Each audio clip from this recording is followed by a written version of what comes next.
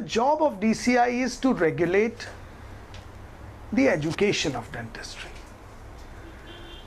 So there are a lot of questions by different colleges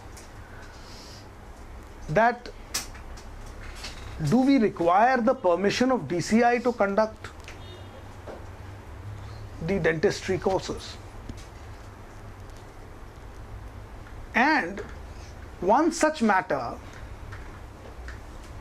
came before Allahabad High Court, where the DCI's inspection team went, because you have to obtain for a license to DCI, that now this institute is in place, college is there, university has granted us permission to be a medical institute, and now please give us that license, affiliate with DCI, because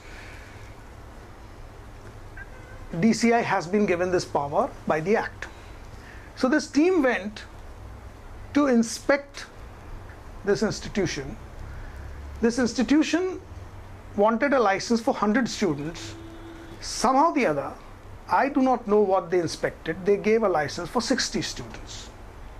So the matter went to the court that if we are having the infrastructure, if we are eligible to be recognized, so why this figure of 60 when we wanted 100?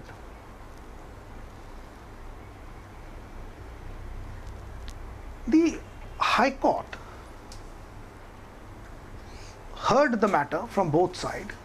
The contention of the government was that because we inspected the level of infrastructure and the capacity of the institute, we found that it is only for 60 students.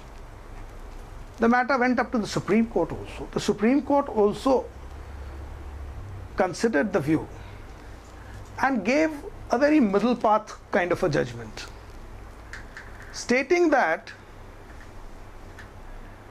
we have come to know that there is a lot of corruption in DCI. And again and again and again appeals come to us that DCI is demanding this much money for recognizing, DCI is asking for a bribe. So we cannot ignore this fact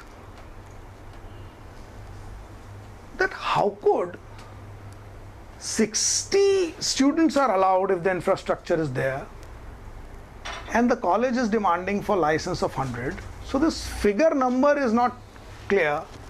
So then Supreme Court appointed a Supreme Court oriented team to go and inspect again with certain experts, dental experts being appointed, and they submitted a report that yes, 100 students can be accommodated, the facility is there. So the Supreme Court said that, well, this is our inspection.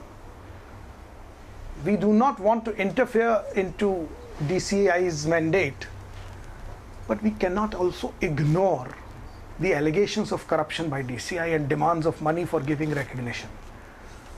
So in this particular college, when it is inspected by the expert team and given this report that yes, 100 students can be accommodated, we send this matter back to DCI to reconsider, upholding the esteem of DCI also, but giving a subtle warning that we are getting these reports that everything is not hunky-dory in your association or council. So these developments in law happens.